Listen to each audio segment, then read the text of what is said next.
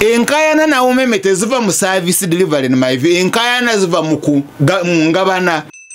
Uganda Revenue Authority kyagala buli kanisa buli kereza ne buli muzigiti itekewe agent neze muteka ku kabo zigene mu ki mu URA zigene mu treasury. Religious bodies are betraying their communities.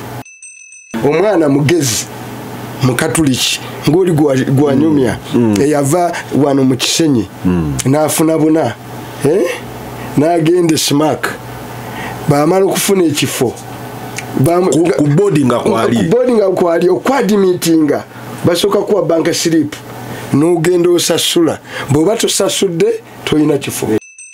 Catechist ng'omuzadde we alwadde catechist mu church nga talina ssente tasobola kugenda tajja nsambya ne muganda wa father nga alwadde tasobola kugenda nsambya nga talina ki nsimbi. Ebimu ebisinga okuluma Katerega is government to fail okukozesa scholarship zebatuwadde ebweru. Very painful. I had an audit report nga tulina scholarship abaana baffe okusomera ebweru full scholarships of almost 3,000 nga bakozesako 30%. We are discussing about a dead government. Peter, we are not discussing. Yes, we are not discussing about a functional government in UPC. Sente wezigenda mu treasury becomes government revenue. Yes. Baja kwa wako kumoroka. Anti bulijjo bagenda okuba consecrated betagaza moroka. Bwezikadwa ne basabira omukulu n'abawa moroka.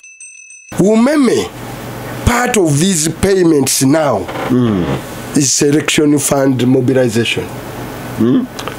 I can tell you, it's election funds mobilization. To the extent the man becomes arrogant, takiza na kuja mu committee nga moyisi. Alo. Sudiru. Agamba sijja kujja. No webuza nesi Sudiru ono. Is very right. Namwe mukimanyi go muyita mukyamo. Kwashite mumute muyita gwa Sudiru yenye. Gwa Sudiru yenye. Omuli basajja. We had the Salim Sare report ku meme ngerimu n'olanya nze phrase gina kwata mweri eki emu ekizibu kyonna mu agreement eno kiva on someone on top abanayigera bamuyita oga kakati nenebuuza ani mukulu waggulaawo eri mukulu Sale so olwe Sale ya complaininga mu report kakati ne mukulu Museveni naye complaininga oga on top kakati ani who is oga on top